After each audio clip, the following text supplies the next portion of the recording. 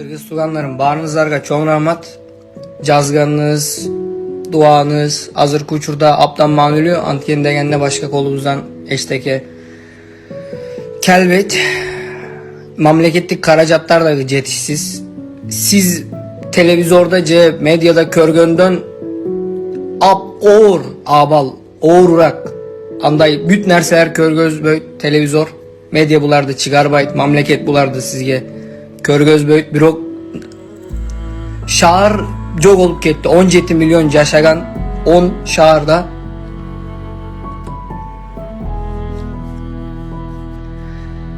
bürok uşunday kıyınçılık kezde tuğganların hazır sen menen bolgonu adamlı kişine bolsa da motivasya sizge çoğun rahmat hiç kaçan unutmayınız ben Ardayım Kırgızistanlık olduyum çoğun rahmat sizge.